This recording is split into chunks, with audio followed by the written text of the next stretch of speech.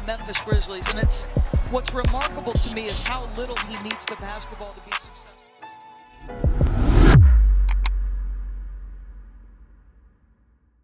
What's going on, family? Just another sports podcast, and I'm here. I'm back. I told y'all it was the end of an era, and I lied. And I lied for a real good reason. I'm back, and I'm gonna tell you like this. It's two reasons why I'm back. I'm gonna give you the second reason first. I told you guys I'm a delivery driver. I contact a lot of people. One of my customers, Mike, I gave his handle out. Sneakers Like Mike on Instagram. He's a reseller. Support Sneakers Like Mike. But it was him. I delivered to him the other day, and he was like, "Yo, man, you quit the podcast." And he reminded me of really why I did it. I just wanted to reach out to one person. If one person really just listened to what I was saying, whether they agreed or disagreed, then I was totally fine with that. And he just reminded me that I hit my goal. Like I hit my goal. I had at least one. So shout out to you, Mike, man. I appreciate you. You one of the reasons that I'm back on. But the main reason I'm back on today is because my man Andrew, talk to the people. What's up, Andrew? What's up, everyone? My name is Andrew Soto, and I am from the Bay Area. He delivered me once we met because we talking about football and like how we were gonna say the Lions and the Buccaneers and how they're gonna face off, and then the Lions ended up winning, got that belt. Yeah, they did. Yeah, they did. But even before that, let me rewind a little bit. How it all started. Like he said, I'm delivered. It started with a hey, a thank you. And then one day he changed my life. He changed my life, seriously. I don't know if you remember what you said, but I do. And Christmas time coming up, I always have helpers. I tell every helper that ever sat in my seat the story about you. He was like, "Hey, man." He was like, "Hey, can I give you that?" And I was like, "Who, me? No way, me. That's for cool people, not me." He was like, "Yeah, man." So I put the truck in park, turned it off. I ran up the stairs and we dapped up, and me and him been cool ever since. But one thing that really took me about him, after the many times of seeing him, I seen him in the David Montgomery jersey, and I was like, okay. One day I'm gonna have to let him know. And I'll just wait until we face off. And when I seen you Friday before the face off and we was handshaking, I looked you in the eye and I said, "Hey, I'm a Bucks fan. It's going down on Monday." I remember that. Yeah, man. And I ain't gonna lie, to look on you instantly. You're like, "You guys are hurt, man. We got this." And I was like, "Oh, the nerve of him. Why would he do me like that?"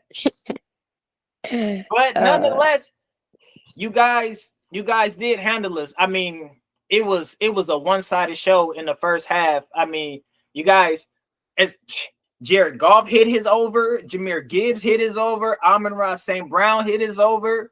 I mean, did we leave anybody out? We had, I think, 57 total yards. You guys outgained us by over 200 yards in the first half. Dang. Wow. Yeah, I mean, what's going on? You want to talk about that? I mean, like, it says Jared Goff who he is. He's a humble player. His players, like Dan Campbell, he's especially humble.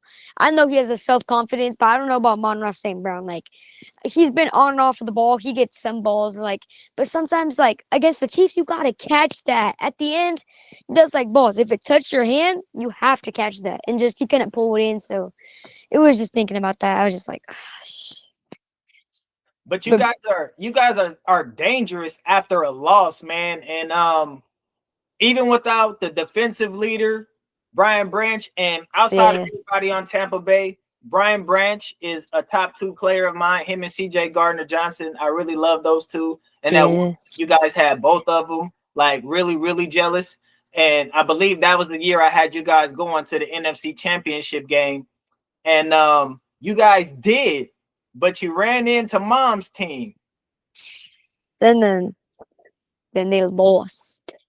But we don't talk about that. We don't talk about that. Okay, we don't got to talk We about don't that. gotta talk about that. We can keep it to the beat down strictly. Now, what I didn't like was all that overturning they did. I have never seen so much overturning in my life. From the interception to the first down, they just didn't want us to have a shot. But not making no excuses. You guys are secondary. The whole defense, the whole defensive scheme, the plan, the execution, everything was on point. And what I like to say about injuries is you get to find out who you have on your team and the depth that you have. And you guys found out a lot about y'all team. That hit my little dancey dance on.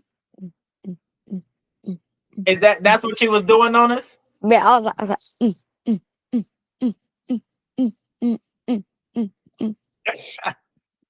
Okay. After Gibbs busted that big one, what was you thinking? I was like, oh, because I had like the bet on him. You know what I mean? I was like, oh. I had him for like rushing, and then I had him for receptions, and then just that big play where like it was just huge, like monster. I was like, oh, I didn't know he got that. I was like, wow, that actually shocked me though. I was like, dang, and he's really that fast though, because like he's the second. I think it was the third fastest in week 8, because I think he got a 22.34. That's what I thought. That's what I heard from the NFL. But you know, it's scary, especially. Yeah, absolutely. It definitely broke my heart. I can tell you that. What absolutely broke my heart even more is that I didn't have any Lions players on any tickets. Like that broke my heart. Yeah, that sucks. That was like the freest money out there. And like I said, I had Baker for no interceptions, and the way they overturned that, I said, "Oh my gosh, bro, how y'all gonna do me like that?" Yeah, on that one play with the Gibbs though, where he ran it and he like had the ball, he twisted the ball a little bit to like adjust it. I was like, "Oh, you better not fumble that." And then Penny Sewell, like he punched the back of the like guy's head on one of like the blocks. He punched him in the back of the head and he like fell. I said, like, you could have called that though, but like. It's just kind of unfair, because also any other calls like where that trip Bake, you know, like Bake, they tripped him. I mean, you can't do that. I don't know how the refs did not see that, but you just gotta like not do that, because that could actually hurt sometimes. It's like it's important. Thank you. Listen, thank you for saying that from a Detroit Lions fan, because that was, if I don't know if everybody out there caught that.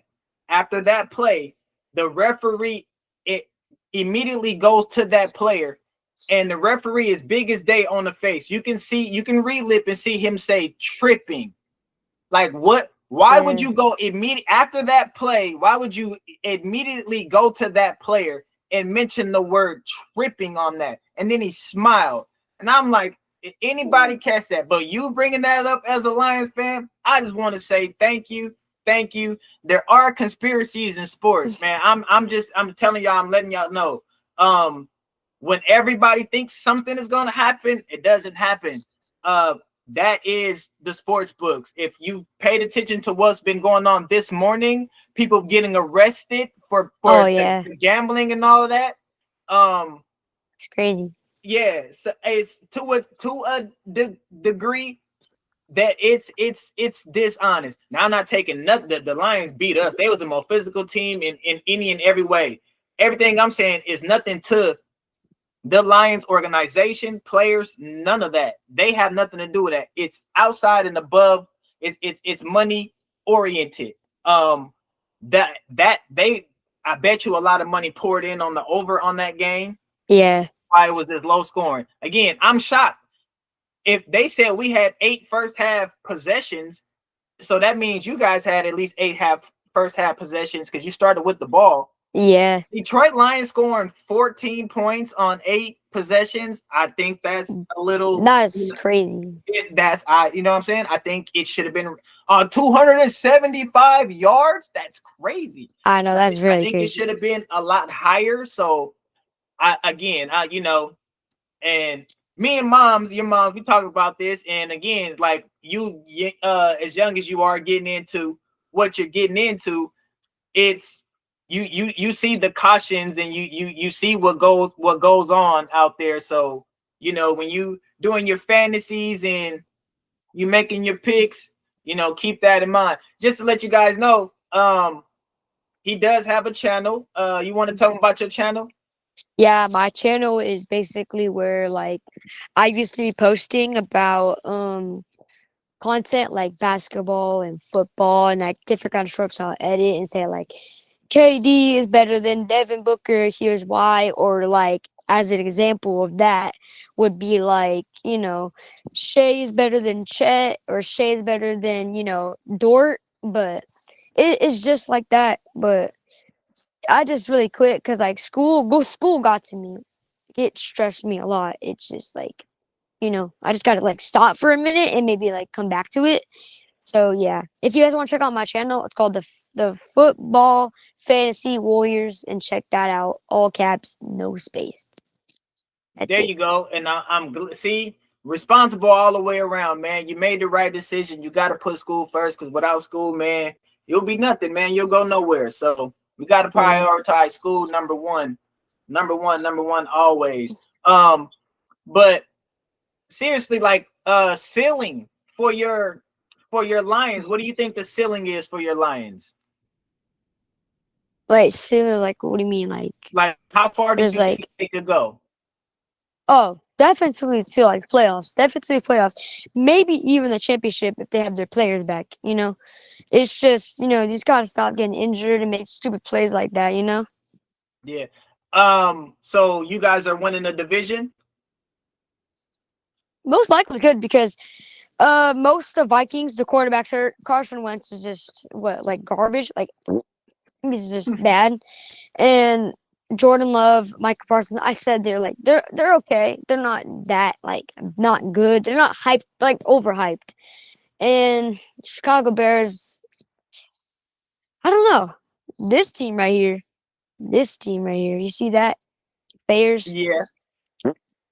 But this I team, mean, the Chicago Bears are on a 4-game winning streak. Any 4-game winning streak in professional sports is impressive, despite who you play.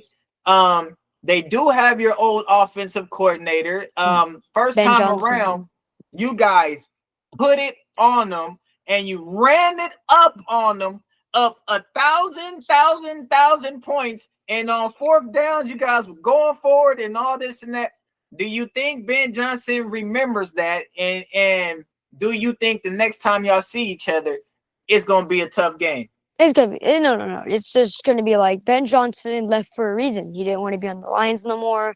It just happens. But our defensive quarter, because they both left, and it's just like whoever we hire now is doing good, because I've seen that over the interception against the Bucks, and then like the fumbles and stuff, and like how the defense was working out.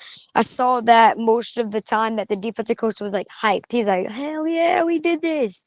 But it's also just like, you gotta reflect on why you left. Like you had an ultimate team that went 14-3 and going into the playoffs, first seed. I was like, dude, how could you leave from that? I'm like, it's just, it's just bad.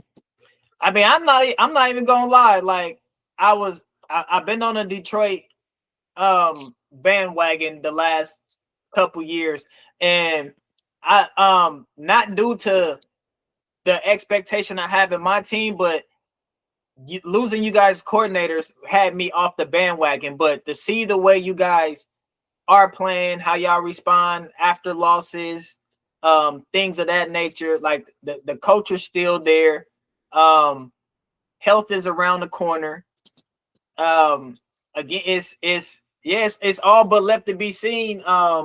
Who's gonna win that division and who's gonna end up where, the matchups? Because I mean, Green Bay, that tie at the end of the year could actually like really save them and get them really a tiebreaker moment against Detroit. So I mean, I know they were mad about it in the moment, but that might be a blessing in disguise having that tie on their record because I mean it's one less loss. That's true. Yeah. If they have the same amount of wins, that's one less loss. So that can work out in their favor, which is something. So I'm gonna just do a little exercise with you right here because we've been going, we doing pretty cool. We about 20 minutes in. Yeah. I'm gonna see if we can. I'm gonna have you pick the division winners. All right.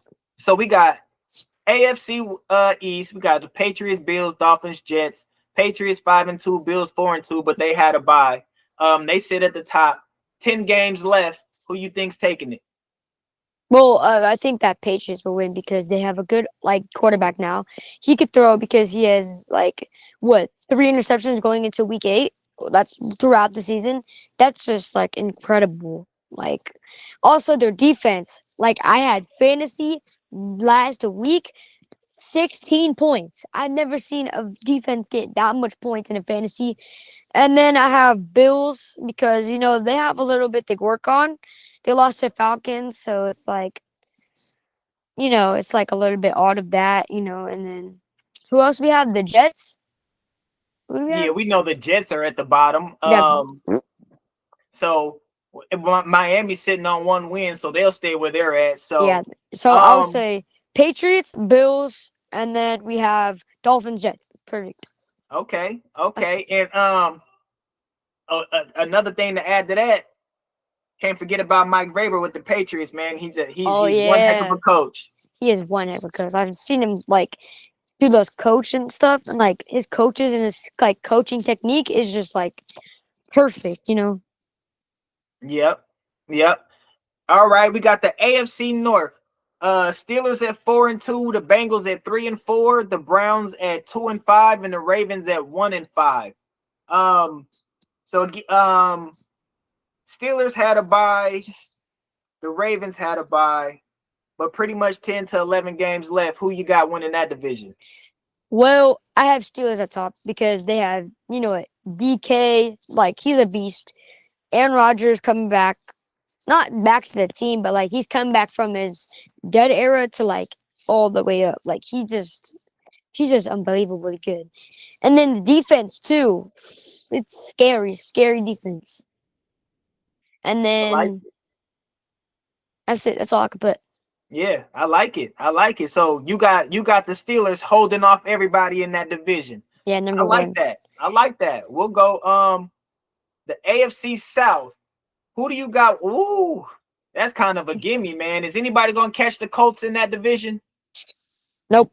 I don't believe it. I agree. What do you think about them this year? I haven't seen the rank. They should be ranked number 1 if they not. They're number 1 on my scale. And actually, I know we were power ranked number 1 last year, but Jeff Saturday won me over when he said they ranked higher in every statistical category than the Bucks. I don't understand how they was not number 1. And I give it to them. And I think it's because of the MVP noise as to why they did that. And but Daniel Jones is playing phenomenal. What do you think about the Colts? I just think that, Daniel Jones, like you said, Daniel Jones is doing amazing. How much passes he could do. He doesn't do that much running though, but it's just, you got to work on that too. Also out of the pocket throws, it's just beautiful. Jonathan Taylor though, he is a beast. I had a pick on him, a ticket. And I was doing it 0.5 touchdowns, rushing touchdowns or receptions. He had 3 touchdowns. 3 touchdowns alone. Yeah, he's insane. I got him on a season slip, and he's going. Everybody else on the slip is hurt. He's the only one who's going to cover. But man, I think slips quietly when healthy. He can always be, if it's not such a quarterback race, he can always be in the MVP race like that. Yeah. He just gets it done, and he never gets the recognition that he deserves. That's true. All right, we got the AFC West. Oh boy, we got the Broncos at 5-2. Heck of a comeback this weekend. We got the Chargers who are playing right now. They are up 24-10 against you guys' divisional foes, the Vikings. So they looking like they about to be at 5-3. The Chiefs at 4-3 and the Raiders at 2-5. Who do you got winning that division? It's hard to say because this top three teams are good, and I obviously rank the Raiders at 4 because they're not looking good. I mean, Ashton Jonty is looking good, but that's all you could say. That's all you could really say about that. I mean, if all you got is the running back on the team, then you don't have much of a team. Yeah, number 3, I'll probably just keep the Chiefs there, and then I would switch number 1 with number 2. So it would be. You think the Chargers gonna win that division? It's because Jim Harbaugh, he's good. He's good and all, but it's just like I think he's gonna improve more. You know what I mean? He's gonna improve more about how his coaching is. But like, it's true. You think Justin Herbert is up for the task of holding off really these Kansas City Chiefs because the Chargers and the Chiefs have the same record. I mean, the Chargers playing tonight, so they have a win. You don't think the Chiefs are gonna catch the Chargers at least? I mean, they do have Rashid Rice back, but that doesn't mean that like you're gonna be awesome. There's still some things they could work on, but no, I don't think so. It would be Raiders 4, Chiefs 3, and then 2 would be the Broncos, and number 1 would be Chargers. I love how you holding it down, man. I love how you holding it down. Man, I love it. You are firm. I love it. The Eagles. We got the NFC East, the Eagles, the Cowboys, Commanders, and the Giants. An interesting division. Mind you, that is a division that has not had a repeat champion in over 20 years. Now that I give you that fact, who's winning that division? Okay, so I have number 4. Well, obviously number 1 would be Eagles. Number 2 would be the Giants because I seen that comeback that they had on. Well, they didn't have to come back. The Broncos had to come back, but that's just you got to work on that, bro. The defense was like terrible because after Abdul Carter got hurt, it's not looking good. The rest of the teams. That's all I have. Eagles, and then Eagles, Giants, and then there's 3 and 4 the other teams because they're not really that good. Okay, yes, sir. So you saying the Eagles, with all the dysfunction they got with AJ Brown and the cryptic messages that they are going to overcome, they're not going to be the Eagles of 2 years ago when they was putting off all this energy. You think they're going to do enough to hold down the ship and put it in to over a 20-year history? Well, yeah, but it's just not how the same as they were like last year and the year before that. But obviously, you just gotta like acknowledge that they're a team. They're a good team.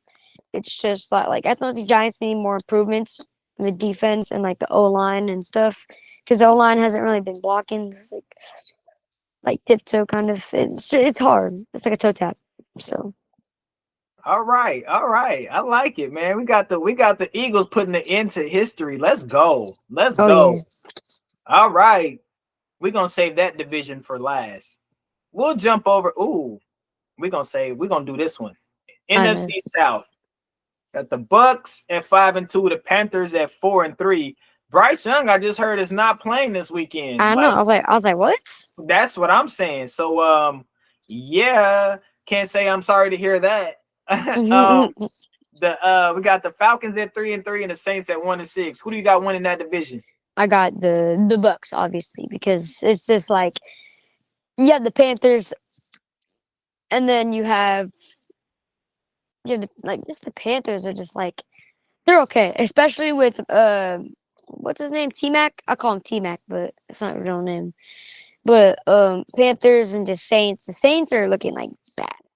I think they should trade the Chiefs for Chris Olave. The Chris Olave can give like a good trade because he still needs to work on how old he is, how much he's been in the league for 6 straight seasons. And the Chiefs could offer a round 1 pick, pick 8, maybe pick 3. If they have that. The Saints need to break down. They should have been broken down their team and got what they could for it. And I get why they keeping. I work with a Saints fan, so I get why they keeping Cam Jordan for so long. You know, they want somebody that's possibly Hall of Fame worthy, or that was good, that hold down the franchise for, they want that cornerstone franchise player. So that's why they're holding on to him. But they should have been broken at Kamara. You should have got rid of him probably 2 years ago, and even Lattimore a year earlier or two than what they did, and got picks and rebuilt. But they still need a quarterback over there. They drafted a quarterback that couldn't beat out Spencer Rattler for the starting position. So they got Kellen Moore over there. Like, I don't know. It's a whole mess over there, and I can't say that I feel sorry for them. I don't. Them being the team that I dislike the most in the NFC South. So suffer. I don't feel sorry for you. Yeah, I don't either. We got the NFC West. This is tough division. We got the Niners, Seahawks, Rams, Cardinals, and we got the top three teams at 5-2, and the Cardinals at 2-5. Just tell me, who do you think is going to escape this division with the title? Like you said, it's tough. Like, it's just like the Seahawks are doing amazing, especially that win over the Texans. That was a good win. The Niners, they're okay, but they just need more improving about their like special teams, because like Ray McLeod, the guy who returns, he's okay, but it's just he doesn't run that fast though. He's just kind of slow, so you gotta like pick someone else. But I would definitely have the Seahawks winning. I'm not gonna lie, I like the Seahawks. Like of all the, it's crazy. Oh man, I might have to put you on the spot. But again, there's what, six 5-2 teams in the NFC, and 1-4-1-1. Of all those teams, I really like the three teams that's in the NFC West outside of Tampa. Obviously, I really like those teams. Mac Jones is just getting it done with his resurgence. Yeah, that's true. They only lost to Tampa. The Seahawks. As in terms of I like the Seahawks more than both of the other teams. But it's, I'm just a big Rams hater. Anybody who watches this podcast just knows I'm just a big Rams hater, Lakers hater, and whatever LA teams that they got. I don't like the Dodgers. Can't stand the Dodgers. In World Series right now. I don't like none of the LA teams, because one of my best friends is a LA fan, everything. So since he likes LA everything, like LA everything, and it's all because of him. Blame him, but it is what it is. But I San Francisco and the Rams, they have championship DNA. Yeah, they do. The 3 Super Bowls this decade between the two teams. They have the championship DNA. I like Seattle more than those teams, but I would say who can go now. Seattle can win the division. This is not to say they can't win the division, but as far with the playoffs included going further, I would have to go with the Rams. And the reason why I can't go San Francisco is because they lost Bosa and Warner.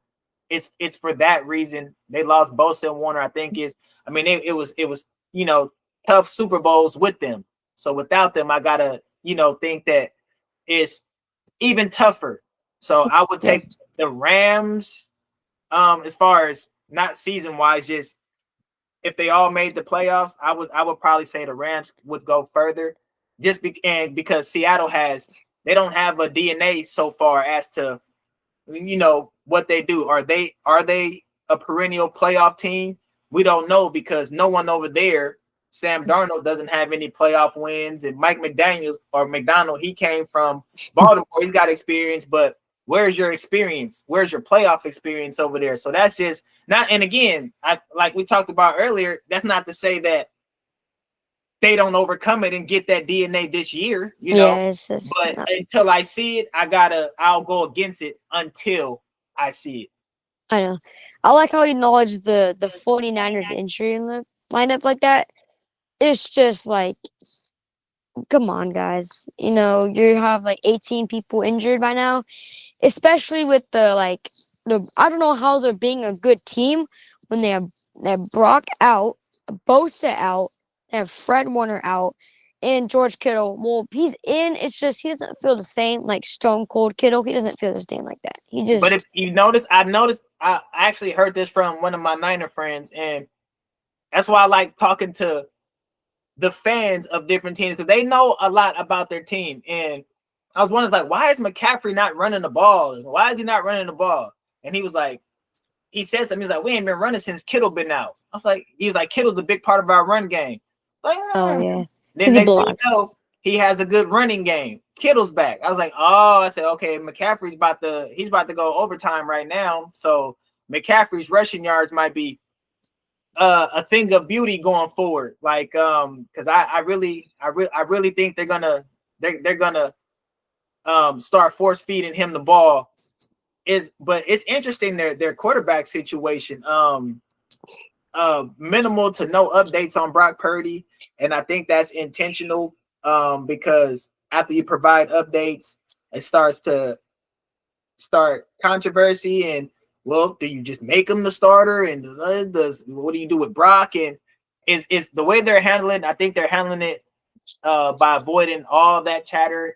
Mac Jones is doing a heck of a job in interviews after wins, saying, "Hey, I'm the backup. I'm the backup. I'm the backup." So the culture over there is looking good. Again, they still got Brandon Ayuk, who we'll see if he made. I feel like he's not really committed because if you're not hitting your target deadlines, then are you really trying? You know, Yeah. are you really trying? So I don't know that I question. I want to see Ricky Pearsall get back there. Ricky Pearsall was really having a nice start to the season. I put him on a couple of slips and he was easy like that. So I'm missing him. But yeah, that division, that is the most interesting division out there. I probably, all their division matchups. I think the Rams and the Niners is like the best matchup on TV because it's the most physical one. And they the two play callers, they know each other very well and they're great play callers. So it's literally a game of chess. And that game always comes within a possession. Shanahan was playing with the janitor, you know what I'm saying? The team from up the street in that last game, and they ended up winning that game. So those games are never out of reach. I think it's the best matchup in football. So shout out to those teams. Hoping that we could have a rivalry like that. It was good when Mike Evans and Marshawn Lattimore was going at it, but now that we don't have Marshawn anymore, who's next? Now you know what? I actually like the we played you guys like 4 times in the last 3 years. Yeah. So I'm actually liking you guys are up 3-1 on us. I don't like that, but I actually like playing y'all and the intensity y'all bring to a game. It's the intensity y'all come with. I wish we had it. But you know what? It goes along with the city. If you notice, tough cultured cities, that's how their teams are.